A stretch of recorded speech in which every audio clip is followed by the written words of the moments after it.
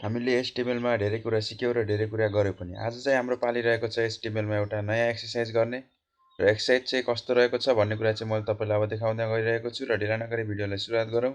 इन्ट्रोको साथमा र यदि तपाईले हाम्रो च्यानललाई सब्स्क्राइब गर्नुभएको छैन भने च्यानललाई सब्स्क्राइब गरी बेल नोटिफिकेसनमा पनि क्लिक गर्नु होला भन्दै आउनुहोस् भिडियोतर्फ।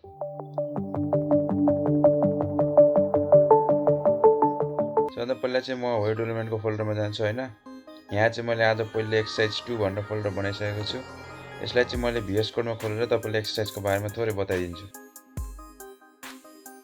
यो चाहिँ हाम्रो एक्सरसाइज रहेको छ हैन।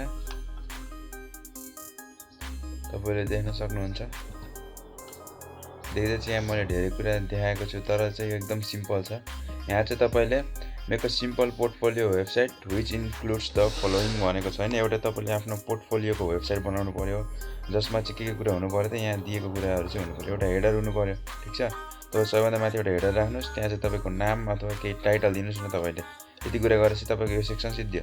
अनि तपाईले एउटा अबाउट मी को सेक्सन बनाउनुस्, त्यहाँ चाहिँ तपाईले एउटा सानो प्याराग्राफ लेखिदिनुस् आफ्नो बारेमा हैन। यो चाहिँ तपाईले एउटा स्किलको सेक्सन बनाउनुस्, त्यहाँ चाहिँ तपाईले आफ्नो स्किलहरुको लिस्टहरु बनाउनुस्, ठीक छ? हामीले लिस्ट सिकेका थियौ नि, त्यसको प्रयोग गरेर चाहिँ तपाईले यहाँ लिस्टहरु बनाउनु अनि एउटा टेबलको नि प्रयोग गरेर चाहिँ त्यसलाई चाहिँ एउटा टेबल भित्र नै राख्न सक्नुहुन्छ तपाईले हैन। लिस्टको प्रयोग गर्नुस्, माथि एउटा लिस्टमा दिनुस् तपाईको प्रोग्रामिङ ल्याङ्ग्वेज स्किलहरु लिस्टमा दिनुस्। केही टुल्सहरुको बारेमा जान्नु भएको छ भने चाहिँ त्यसलाई चाहिँ तपाईले एउटा टेबलमा पनि दिनुस् किनकि हामीले टेबल पनि हेरिसकेका छौं।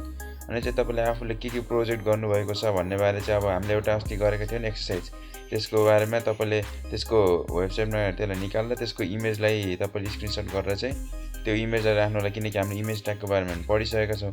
अनि तपाईले एउटा कन्ट्याक्ट बनाउनुस्, कन्ट्याक्टमा चाहिँ सिम्पल तपाईले एउटा इमेल एड्रेस राखिदिनुस् अथवा के कन्ट्याक्टको फर्म चाहिँ हामीले पढेका छैनौं हैन। त्यही भएर अहिलेलाई चाहिँ यताको सेक्सनमा तपाई नजानुस्, म चाहिँ यसलाई काट्दिन्छु हैन किनकि हामीले फर्मको बारेमा हेरेका छैनौं, अझै फर्म हेर्नु छ। यहाँ चाहिँ तपाईले एउटा सिम्पल इमेल एड्रेस के राखेर चाहिँ कन्ट्याक्ट गर्ने गराइदिनुस् र अन्त्यमा चाहिँ तपाईले फुटर ट्यागको प्रयोग गर्नु परेन तपाईले अथवा प्रयोग गरेर गर्दा पनि भयो। त्यहाँ चाहिँ तपाईले एउटा नेम दिनुस् अनि केही ती मेसेज दिनुस्। अब कपिराइट गराउन जान्नु भएको छ भने चाहिँ कपिराइट यस्तो भनेर चाहिँ तपाईले गर्न सक्नुहुन्छ।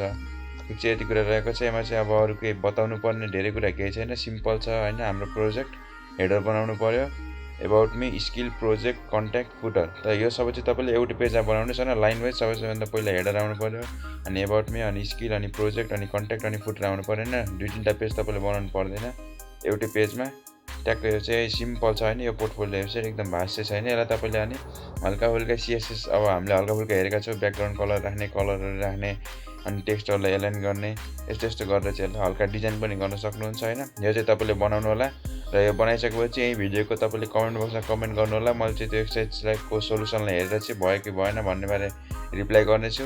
र आजको भिडियो यति नै थियो। भिडियो कस्तो लाग्यो भिडियोलाई लाइक शेयर सब्स्क्राइब गर्न नभुल्नु होला र च्यानललाई पनि सब्स्क्राइब गरी बेल नोटिफिकेसनमा क्लिक गर्नु होला भन्दै म पनि यहाँलाई बिदा हुन्छु। हस्, धन्यवाद।